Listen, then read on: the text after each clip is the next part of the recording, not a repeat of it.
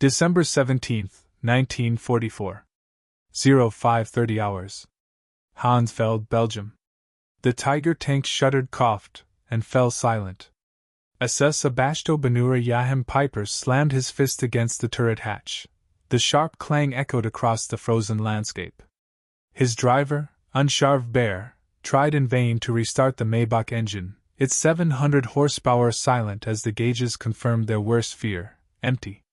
"Reserve tank is dry as well," came a tight voice from below deck. Herr Albreneur of Bear's panic barely contained. Peiper climbed down onto the icy Belgian soil. Around him, the spearhead of Germany's Ardennes offensive lay frozen in place: 67 tanks, 149 half-tracks, and nearly 5,000 Waffen-SS troops, all immobilized by the absence of fuel. Through the mist, Peiper could make out the abandoned American supply depot ahead. Fires still smoldered in overturned barrels, coffee cups sat steaming on the ground, and lined up neatly, hundreds of jerrycans gleamed in the dim light, American fuel left behind as if by chance. He approached cautiously, a mixture of awe and disbelief tightening his chest. His aide, Hauptmann Hans Gruller, pried open one can and inhaled the high-octane scent, while men scrambled to refill their vehicles. Peiper counted as he walked among the stacks: 50,000 gallons, enough to power his entire regiment to the Mosa, enough to rewrite the fate of the offensive. The Americans had abandoned more fuel in a single depot than Germany had managed to supply most divisions in half a year. But as the fuel flowed into German tanks, the reality struck him like cold fog. If the enemy could leave this much behind without a second thought, if they had resources Germany could only dream of defending, then this war was already slipping from German hands. Miscalculations alone could not explain it. Germany had profoundly misunderstood the scale and resilience of its foe. 6 months earlier, in June 1944, Albert Speer had delivered a report to Hitler that should have halted all operations. Allied bombings had devastated Germany's synthetic fuel production. Facilities that had produced 175,000 tons in April managed barely 5,000 by September. Key hydrogenation plants operated at a fraction of capacity. The numbers pointed to inevitable collapse. In comparison, the United States produced 1.8 billion barrels of oil in 1944. Germany, including synthetic production and Romanian fields, barely reached 33 million barrels. Mechanized warfare with horse-drawn supply lines, the Reich was fighting a mismatch of staggering proportions. Hitler had allocated 5 million gallons for the Ardennes Offensive. Only half arrived. The German High Command had pinned its hopes on capturing enemy fuel, revealing desperation rather than strategy. Meanwhile, Americans moved fuel across France through pipelines and the Red Ball Express, delivering thousands of tons to the front daily, stockpiling reserves even in the midst of battle. Peiper was no fool. At 29, a decorated regimental commander of the Waffen-SS, veteran of the Eastern Front, he understood that fuel could decide battles more than bullets. His regiment was the decisive point, the Schwerpunkt of the Ardennes attack. Only 2 days earlier, at Tondorf, General Sepp Dietrich had been blunt. "Fuel will take you to the Mosa, if you can capture American supplies." Peiper's allocation: 31,000 gallons for a journey of 50 miles. The Mosa was 65 miles away. Failure was coded into the plan from the start. On December 16, as the column ready to move, Peiper issued strict orders: engines off during any halt longer than 5 minutes, tanks in single file to conserve fuel, and American depots to be seized at all costs. Tactical objectives were secondary. The contrast with American logistics could not have been starker. That same morning, Captain James Rose of the 743rd Tank Battalion, only 20 miles away, logged in his diary: "Received 8,000 gallons of fuel. Third delivery this week, storage already full." December 16, 1944. 0530 hours. The German artillery barrage that signaled the start of Operation Watch on the Rhine unleashed more shells in 2 hours than many divisions had expended in entire campaigns. Yet beneath the thunderous display of firepower, shortages gnawed at the Wehrmacht's advance. Peiper's column did not even begin moving until 7 o'clock, already behind schedule. Roads that German maps had marked as highways proved to be narrow country lanes, many unpaved. Within hours, the armored column clogged the Ardennes forests. Vehicles designed for the open plains of Russia struggled on mud and frost, turning progress into a crawl. At Lanzarote, the first objective, they ran into resistance that no one expected, a single American intelligence and reconnaissance platoon. 18 men delayed the most formidable German armored force for nearly 10 hours. All the while, engines idled, guzzling precious fuel. By the time Peiper's tanks reached Hansfeld at dawn on December 17, they had traveled just 20 miles, and burned 40% of their reserves. At that rate, the halfway point to the Mosa seemed dangerously out of reach. Hansfeld was nothing more than a forward supply point, a Class 3B depot for the U.S. 99th Infantry Division, meant to be temporary. Yet what awaited Peiper there surpassed the monthly fuel allocation of an entire Panzer division. Hauptführer Hans Grüller would later recall. We came upon stacks of jerry cans, each holding 5 gallons, piled 3 meters high over hundreds of meters. The Americans hadn't touched a single one. The fuel was high-octane aviation gasoline blended with 80-plus octane motor fuel, far superior to the 74-octane fuel Tiger engines had been designed for. German tanks ran hot. Some engines faltered under the unfamiliar potency. As men refueled the vehicles, further discoveries deepened the shock. Sergeant Wilhelm Hoffmann found shipping manifests in the depot office. Fluent in English from pre-war work in his father's import business, he traced the journey of the fuel, shipped from Texas to New York, then across the Atlantic to Liverpool, onward to Normandy, and trucked 400 miles to Hansfeld, a 6,000-mile trek completed in under 6 weeks. Hoffmann handed the papers to Peiper, who studied them twice, then crumpled them silently, his expression pale. Nearby, Private Ernst Kara unearthed a stack of Stars and Stripes newspapers, dated December 15. Headlines trumpeted the opening of a pipeline from Cherbourg to Verdun capable of delivering 300,000 gallons daily, more fuel in one day than Peiper's entire offensive would consume. By late 1944, Germany's fuel crisis was catastrophic. Allied bombings had slashed synthetic production by 90%. The Luftwaffe grounded aircraft, pilot training hours dropped sharply, surface fleets were largely inactive, and U-boats relied on batteries to save diesel. Civilians had not driven private cars for years. Gasoline was hoarded, stolen liters scrutinized by the Gestapo, and farmers returned to horse-drawn plows. Meanwhile, the United States produced 67% of the world's oil. The East Texas oil field alone outpaced the entire German-occupied continent, and American refineries were so productive that companies experimented with new petroleum byproducts simply because crude was abundant. Fueled by the 50,000 gallons captured at Hansfeld, Peiper's column surged forward. By noon on December 17, they had reached Billingen, seizing supplies, rations, ammunition, and crucially, maps revealing additional fuel depots in the area. The maps painted a daunting picture. American reserves were everywhere. Every major crossroads concealed stockpiles. The U.S. First Army alone held 3.5 million gallons in reserve. Peiper pushed on to Lineville, where his troops committed the Malmedy massacre, killing 84 prisoners, a grim reflection of the desperation imposed by fuel scarcity. By evening, the spear had reached Stavelot, site of a massive depot containing over 2 million gallons, enough to guarantee the advance to the Mosa. But the Americans were already at work. Captain John Brewster of the 291st Engineer Combat Battalion had been warned of the German approach. His orders were clear: deny fuel to the enemy at all costs. At 16:30, as Peiper's lead vehicles closed in, Brewster's engineers set the depot ablaze. Gasoline trails were poured between stacks, white phosphorus grenades distributed, and Technical Sergeant Paul Solis ignited the first.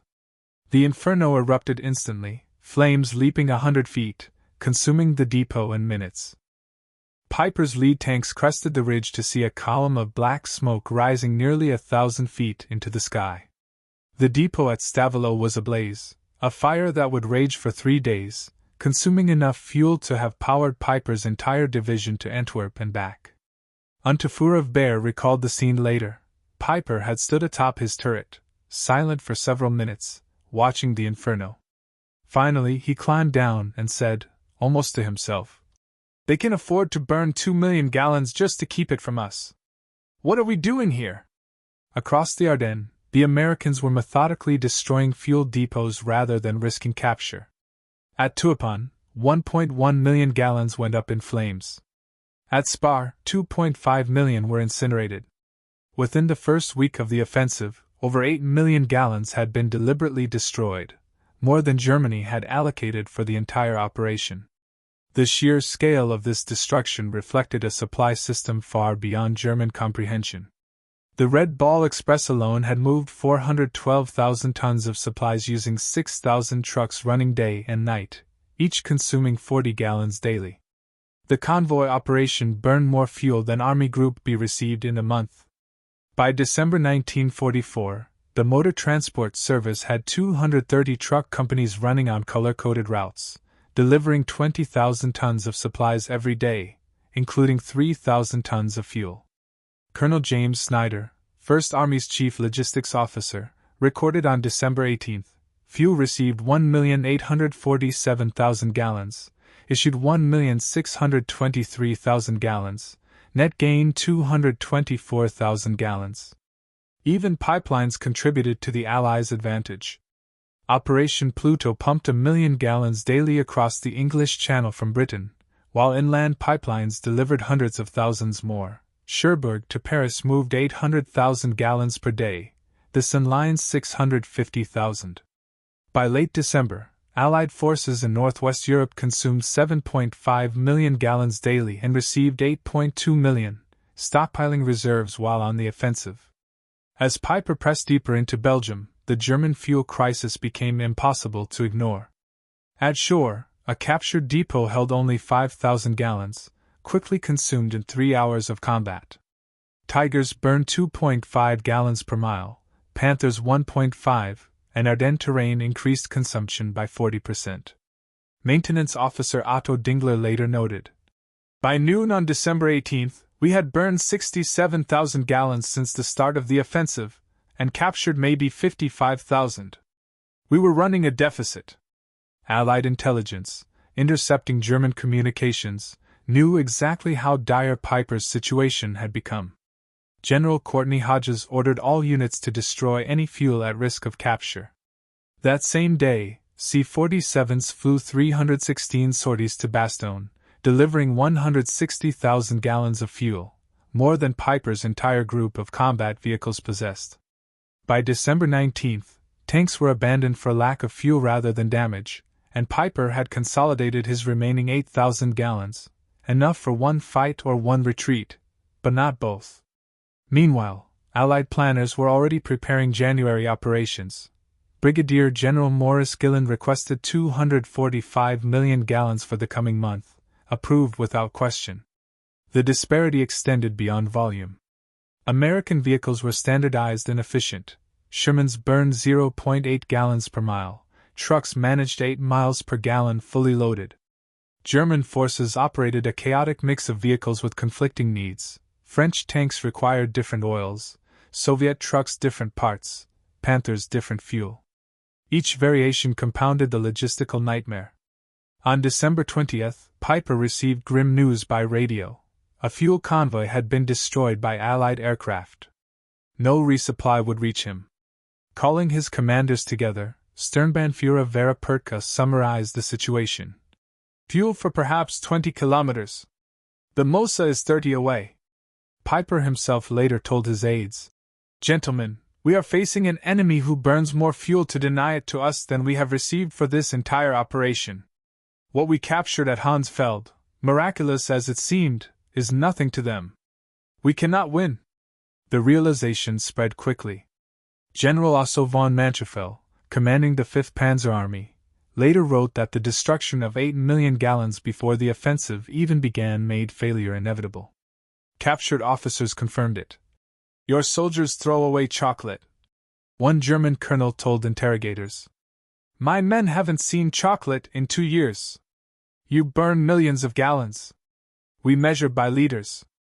How can we fight such abundance?" By December 21, Peiper was surrounded at Les, his tanks immobile. American forces, the 31st Infantry Division, 82nd Airborne, and 3rd Armored, had a combined fuel allocation of 340,000 gallons for a single day. Peiper had perhaps 1,000. Private Richard McKinney wrote home, "We've got Germans surrounded who ran out of gas. Our captain jokes we use more fuel heating coffee than they have for tanks." The contrast demonstrated industrialized warfare at its peak. Patton's Third Army could redeploy 350,000 gallons in 3 days, impossible by German standards, yet achieved effortlessly. December 23 dawned clear.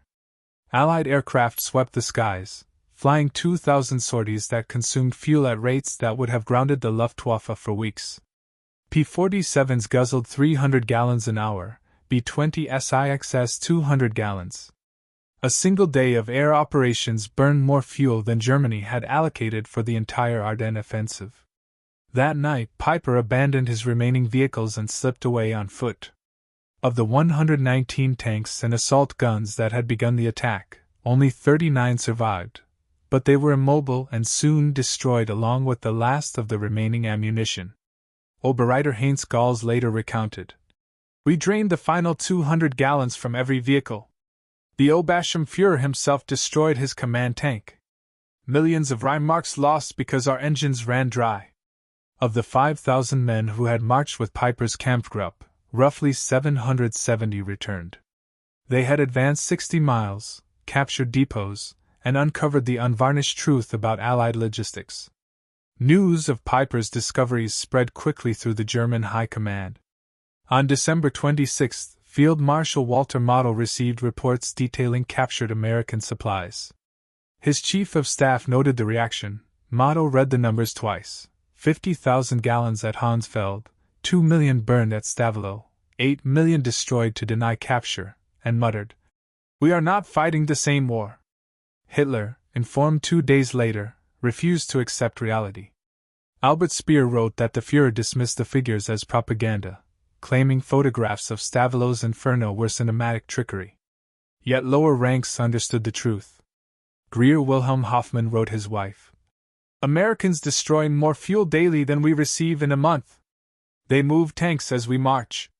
This war is lost." The fuel crisis was a symptom of a broader reality. By 1944, the United States produced half of global manufacturing output, an aircraft every 5 minutes, a ship every day, a tank every 7 minutes. Petroleum statistics were staggering. The U.S. refined 1.8 billion barrels, the Soviet Union won 10 million, Germany, including synthetic production, 33 million, Japan 2.6 million. The Axis combined could not reach 2% of American output. Every German offensive since 1942 had been hampered by fuel, every American offensive backed by abundance beyond comprehension. Lieutenant Colonel Chester Hansen recorded an illuminating incident on December 27. A logistics officer worried that bad weather had reduced fuel deliveries to 500,000 gallons daily. Relief followed when someone noted that figure exceeded Germany's entire offensive allocation. German prisoners captured in the Ardennes were stunned by American waste. Soldiers discarded half-eaten rations, burned gasoline for heat, or simply left supplies unused, acts that undermined morale more than artillery. Aus G. Reichhelm told interrogators, "We knew your production numbers abstractly, but seeing soldiers throw away more than we had in months made it real. Every German who witnessed this knew the war was lost." Accounts traveled by letters despite censorship. Feldwebel Ernst Miller wrote, "Americans wash clothes in gasoline. They feed chocolate to dogs. They fire artillery for Christmas. We cannot fight infinity." The psychological impact was profound, undermining Nazi narratives of racial and cultural superiority. During the Nuremberg trials, German leaders consistently cited logistics, particularly fuel, as decisive. Field Marshal Kittel testified, "In 1940-41, we had operational superiority. By 1944, we couldn't move because of fuel shortages, while Americans moved armies like chess pieces."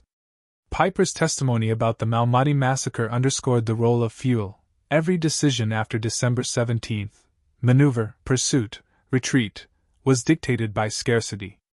General Heinz Guderian wrote, "When Peiper captured 50,000 gallons, everything to him, nothing to the Americans, the war was over." This moment symbolized the turning point of industrial warfare.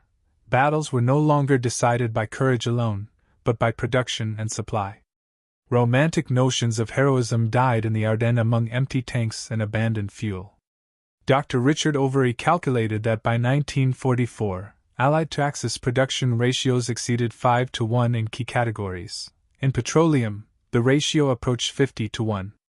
Superior training or tactics could not overcome such overwhelming logistical advantage. By December 24, as Peiper's men slipped through American lines on foot, abandoning 39 tanks, 70 half-tracks, and 177 other vehicles, the magnitude became clear. The 50,000 gallons captured at Hansfeld, initially celebrated like a windfall, proved meaningless against an enemy capable of burning millions at will. Undefuhr recalled in 1975, "That morning we felt victorious. By evening, learning Stavelot had burned, we realized we had already lost. 50,000 gallons was less than a single American division consumed in 2 days. Less than the Red Ball Express burned in 3 hours, a rounding error in their daily operations." Major General J. Lorton Collins later reflected, "German attempts to seize fuel revealed a fundamental miscalculation. They assumed we valued it as they did, as irreplaceable. They could not win against abundance." The Germans could not grasp that the Americans had so much fuel they could afford to burn millions of gallons simply to deny a tactical advantage. Operation Watch on the Rhine failed not through poor tactics but through the immutable arithmetic of industrial warfare. Peiper's offensive consumed roughly 2.8 million gallons, about 40% of the overall allocation when combined with captured supplies. In the same period, American forces used 267 million gallons, nearly 100 times more. The Wehrmacht lost 100,000 men, 800 tanks, and 1,000 aircraft, but the most devastating loss was intangible, the shattering of illusions. Every German who witnessed American abundance realized that Germany was no longer fighting a war, it was participating in its own execution. Joachim Peiper survived the conflict but remained imprisoned for war crimes until 1956. On July 14, 1976, he was murdered at his home in France by unknown assailants. Yet in 1967, he told historian Henry Lehman, "Discovering that depot was the worst moment. If we had run out of fuel earlier, we might have retreated with some dignity. Instead, we found Americans with oceans while we had mere drops. We saw the impossible." The lesson of the Ardennes extends beyond World War II. In industrial warfare, logistics outweigh tactics. Production overwhelms courage. Abundance defeats dedication. The German soldier of 1944 was often better trained, more experienced, yet it made no difference. Americans were backed by an industrial machine capable of wasting more than Germany could ever produce. This reality was encoded in every jerrycan at Hansfeld, every gallon consumed or burned at Stavelot, every pipeline running across France. Wars between industrial powers would be decided by factories and refineries, not by brilliant generals. Colonel Trevor Dupuy calculated that in December 1944, each American soldier received 67 pounds of supplies daily, each German soldier, barely 3. Americans complained about waste, while Germans could scarcely imagine such abundance. 40 years later, veterans returned to Les for a commemoration.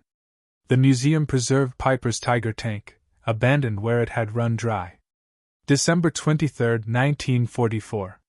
Former Unratia Karl Wortmann stood beside it with Staff Sergeant Roy Anderson of the 30th Infantry Division. "We always wondered why you stopped," Anderson said. "We thought it was tactical." Wortmann laughed bitterly. "We stopped because the tanks were empty. You burned millions to keep it from us.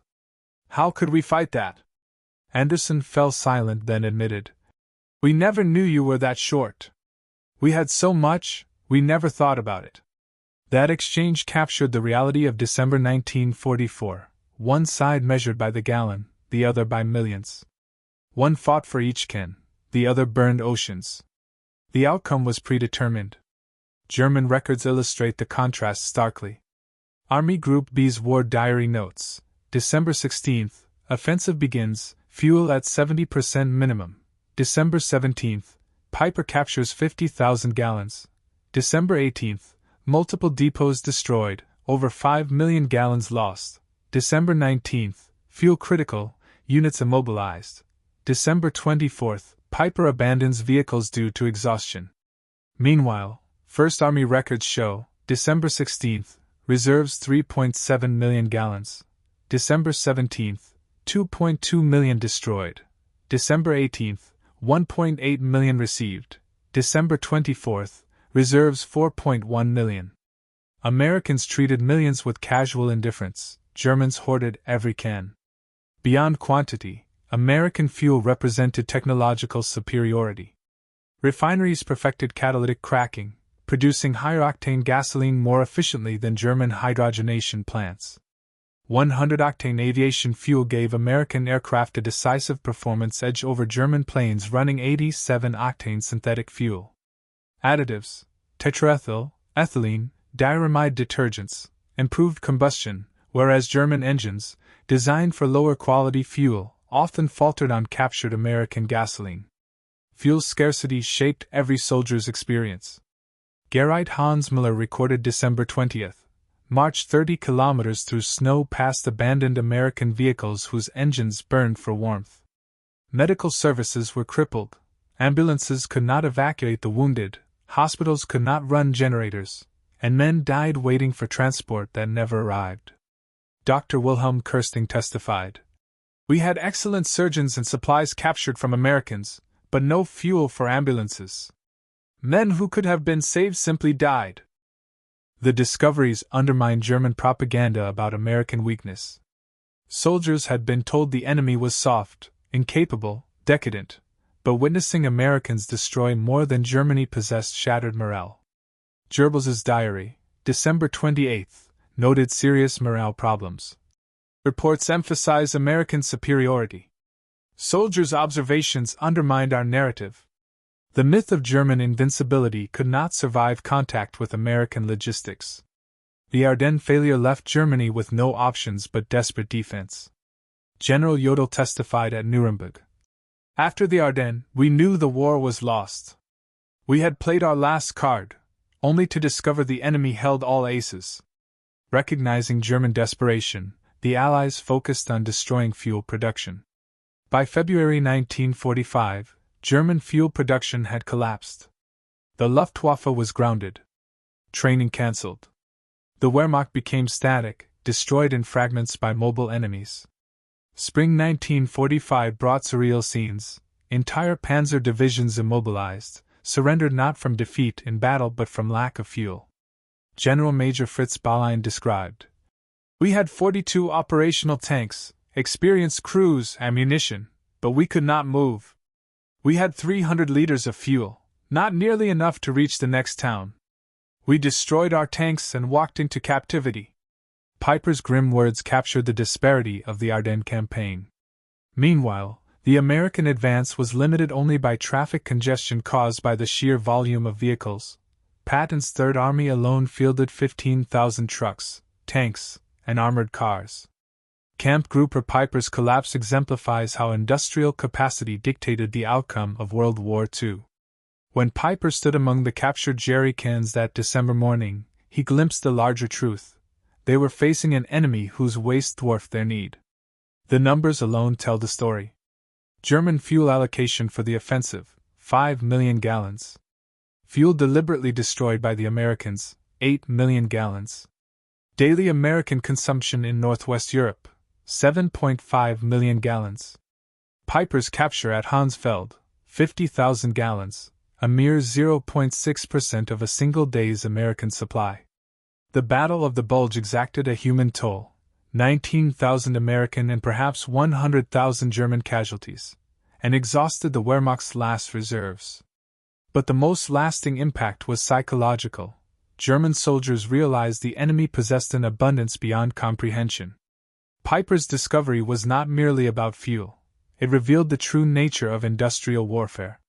Victory belonged to those who could produce the most petroleum, steel, and aluminum. Germany never had a chance. The final irony came weeks later at Les, when American forces catalogued abandoned German equipment. 39 perfectly operational tanks had been left behind solely because there was no fuel to move them. Major Robert Harrison's salvage report noted, "Fuel required 8,000 gallons. Classification minimal. Source: local reserves. Time to recover: 4 hours." What was impossible for the Germans, 8,000 gallons to save their best tanks, was trivial for the Americans, easily drawn from nearby stockpiles. This was the lesson Peiper learned at Hansfeld. It was not just that the Americans had more fuel, but that their abundance operated on a scale that rendered German scarcity irrelevant.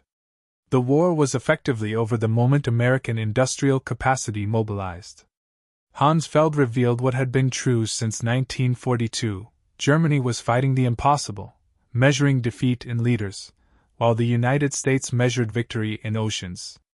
Today, Peiper's Tiger tank sits in the Les Glaces Museum, its fuel gauge frozen at empty, a monument to the moment when tactical skill met logistical reality and lost.